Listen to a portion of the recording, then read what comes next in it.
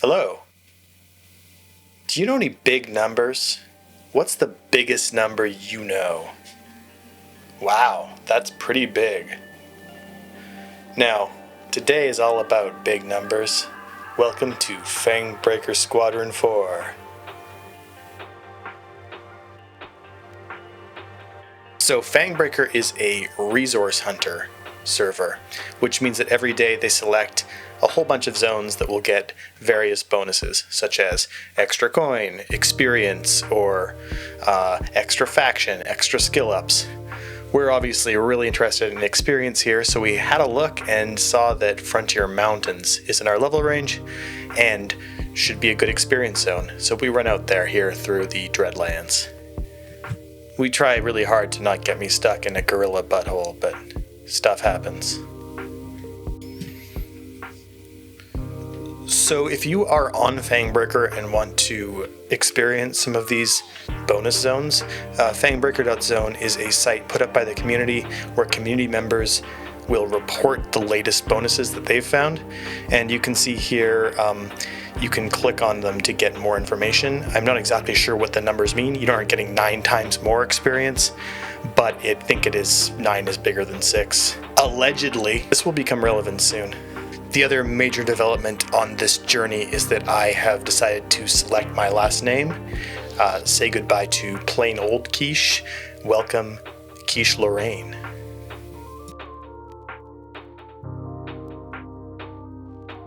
So we arrive in Frontier Mountains. It's a big mountainous zone, a lot of mountains, and also some frontier. We set up camp on a hill here and start fighting some little guys.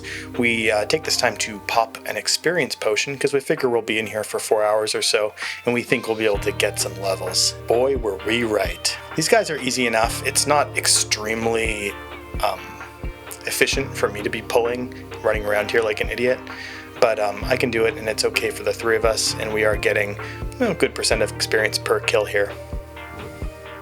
Before Fangbreaker, Snake and I were playing a Beast Lord Bard duo on Teak, which was pretty fun, but whenever we met a monster that could heal themselves, we just had to grind them down for like 5 or 6 or 8 minutes because neither of us could stun. And I figured with this group, Paladin has tons of stuns, Shaman has a slam, and Enchanter has stuns too, so we'd be fine. And so we pull this Goblin Rock Chanter, and I'm wrong, this takes forever anyways. These things suck. About 90% of monsters in Everquest are just fighter monsters. They will come at you with big bags of hit points and try to club you to death. But the ones that are casters, especially the ones that are healers, like this Rock Chanter, are an extra challenge, that's for sure. And sometimes that challenge is to your patience. Do I even like this game, or am I just nostalgic? Well, the night rolls on, and we managed to get a small group together. I think another shaman here, and then perhaps a druid or necro that can do some pulling, so I don't have to. This will be a lot more efficient, I think. With the necro and the shamans, grinding these giants down is super fast because they just get a ton of damage over time on them, and their life just starts eating away, which is good because giants are actually immune to crowd control effects, so Snake cannot mesmerize these. Someone mentions perhaps moving to the Over There, which is a neighboring zone that also has an experience bonus. I didn't think we should go there because it was a bit lower level, and so I kind of brushed it off. But one of the group members said it might be even better experience. Now I started tonight at level 24, and I think I'm level 25 or 26 here. These giants are giving 4 or 5% experience per kill, which, I'm happy with. But if the Over There is even better, well, we start thinking. For now, another group member is going to pull instead of me. This is very nice because then I can focus on just keeping aggro in camp while someone else goes out and hunts and brings in things. This is an important kind of tempo if you're in a really good experience group in Everquest, just constantly bringing things and trying to max out as much as your healers and your other group members can do. Part of the sort of fun of the game is getting into these grooves where you're just flying through the levels. Broaf has gotten some of his most important shaman spells now. He can put a regeneration heal over time on himself, and also he's able to cannibalize, to sacrifice his own life to give himself more mana. Doing a lot of cannibalism on oneself is a great way to keep up those spells, so this is pretty exciting. Like I said, Shaman is all about resource management. Anyways, we decide to take the journey over there to the over there. This is pretty quick because it's just the neighboring zone, so we just put on some levitation and run. Once we get there, it is clear that this is in fact an experience bonus zone. We get this little message saying the land is saturated with unstable magic, and we get all prepped up and find a little spot in the corner here. There are still red monsters here to us, but there won't be for long. I'd like to call this portion of the evening the Experience Buffet. These stone gazer cockatrices, these cactus succulents, and the other creatures here are just wandering around. We can grab them without getting any mountains in our way, and we can kill them really quickly.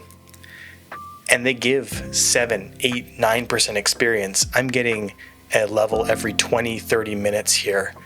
I'm flying.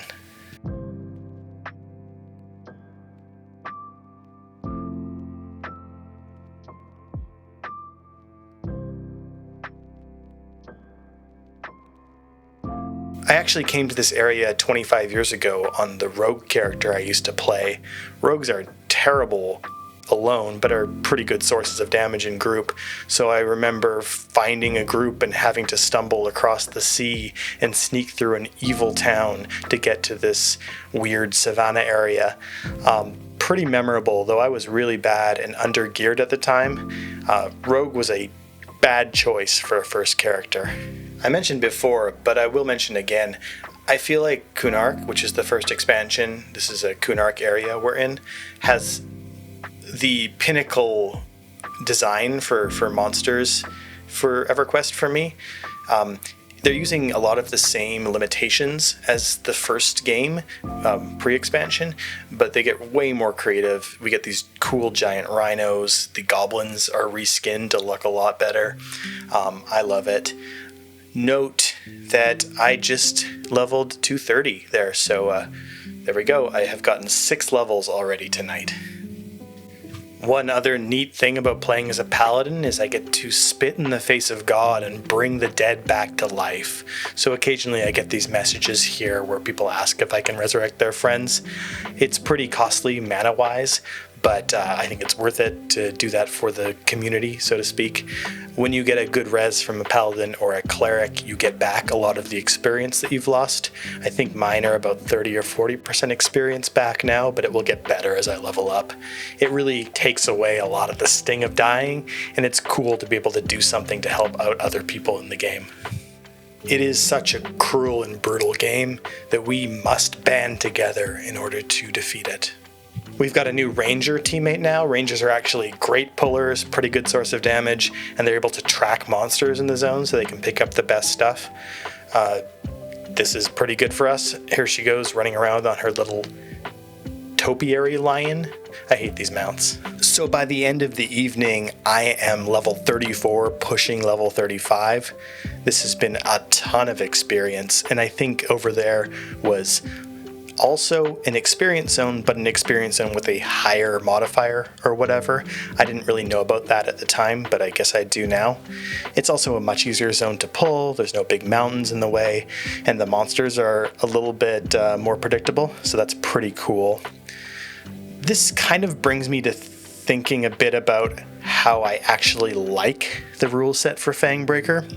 A lot of people were complaining because it didn't have the free trade rules that TK had last year and other things. And I think there's also some self-interest there in not wanting your own server to lose population to a new TLP. That's fine. I understand that. But Fangbreaker actually works really well for our little group. We're 3 adult men of age somewhere in our 30s. We all have partners, we've all got jobs, we all have social lives, and a lot of the time we only are able to play once a week, once every other week. With these zones, we're able to kind of target our experience, get on there, and stay at least almost caught up. Fact is, a lot of people already have level 50s, maybe a few, because they've been playing a lot. We've only been playing, again, once a week, once every other week with these characters. However, because of the level cap and because of the experience zones, we've been able to always find groups, and people aren't just at the top there and doing their own thing. This session was recorded, probably in June, early June, and I'm recording this in mid-July right now. In a few days, I believe the level cap will go up from level 50 to 51, but hopefully we'll be able to hit level 50 before that. We'll see.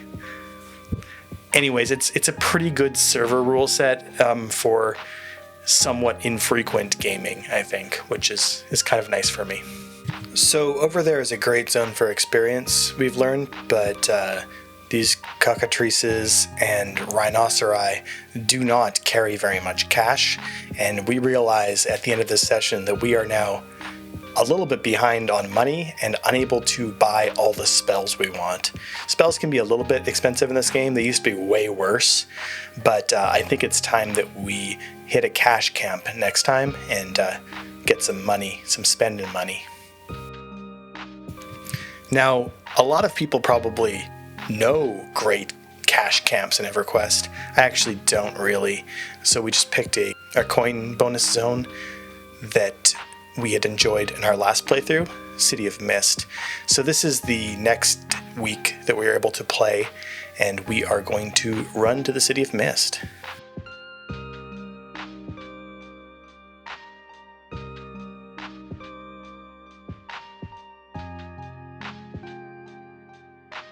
So City of Mist is a dungeon on Kunark. It's not a super popular one, I'm not exactly sure why, but Snake and I stumbled onto it when we were duoing on Teak, and we really enjoyed it. One interesting thing about it is that the monsters tend to be pretty low hit point. They go down very fast. However, they hit super hard. So there's a lot of fights that swing really bad, but in general, it's pretty quick to kill things. Also, there's a lot of undead monsters, and I have gained some abilities that make me extremely damaging against specifically and only the undead. So again, another way that I have an advantage here. It does turn out that things don't actually drop that much base cash here anyways, so we don't make too much money, unfortunately, but we do have some fun, and here's that adventure. Eventually we get a full group together. This is pretty good. We've got a mage, we've got some other damage dealers, and that's really the key here. If we can out-damage these things, they won't kill us, but a few times we get bad aggro and someone goes down, usually Broaf, unfortunately. Once again, I'm on pulling duty here. Not so bad, everything's pretty dense, so I don't feel too bad about it. I end up pulling these pretty high level guys here, but I'm not too worried because they are mostly undead, and I'm good at that. Also, we've got a necromancer in our group who can charm the undead, so we have a bunch of random charm pets that could randomly attack us at any time, which adds to the excitement. Speaking of excitement, this guy, when it's low on mana, gates back to where it started and will go and pick up more aggro and also heal itself. So that's another really annoying mechanic. Especially annoying because he runs out our mana, comes back and kills me. So that's a big thumbs down from me. Basically after this, the group sort of falls apart. I can't get there to res easily, so we call it a night after this. We got a few levels, we got a little bit of money. I wouldn't say this is a great cash camp, but I still like this zone. City of Mist is cool, even though nobody really goes here. Anyways, even though the second night was a little bit of a bust, we got so much in that first night that we feel great about where we're at now.